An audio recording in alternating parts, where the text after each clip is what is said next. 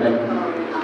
সম্মানিত উপস্থিতি, আপনারা অনেকেই জেনেছেন আজকের এই আয়োজন ঢাকা ক্যান্টনমেন্ট থানা ইমাম ওলামা পরিষদের উদ্যোগে আয়োজন করা হয়েছে।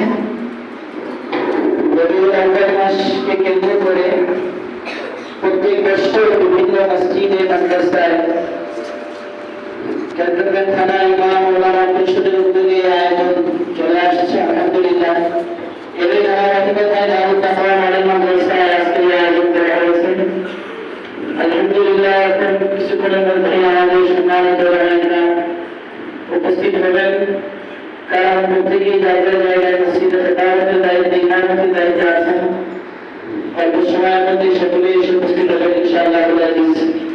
আমি আপনাদেরকে আরো জানাই, আমাদের বাংলাদেশের একটি ঐতিহ্যবাহী মসজিদ, যে মসজিদের ব্যাপার গ্রাম থেকে গঞ্জে, শহর থেকে বন্দরে বাংলাদেশের প্রতিটি জেলার মানুষ জানেন, ঢাকা মহাখালী স্কুল ঐতিহ্যবাহী মসজিদে দারুল আজমের সম্মানিত ইমাম ও খতিব এবং মাদ্রাসার প্রিন্সিপাল, মিডিয়া ব্যক্তিত্ব, অসংখ্য মিডিয়া যিনি কাজ করছেন, হযরত আল্লাহ মাওলানা মুফতি মিজানুর রহমান হাফিজাহুল্লাহ, উনি অল্প সময়ের মধ্যে আমাদের মাঝে তাশরীফ রাখবেন।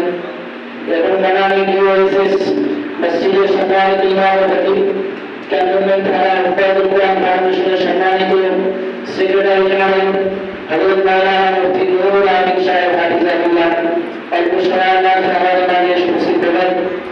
আলহামদুলিল্লাহ, ইতিমধ্যে ক্যান্টনমেন্ট থানা ইমাম ওলামা পরিষদের সম্মানিত সভাপতি মহোদয় বিগত আগামী দিন আমাদের সমস্ত রামায়ণ গ্রামের প্রিয় ব্যক্তিত্ব, ক্যান্টনমেন্ট ইমাম ওলামা পরিষদের সম্মানিত সভাপতি ওনারা আসন অলঙ্কৃত করেছেন, উপস্থিত হয়েছেন।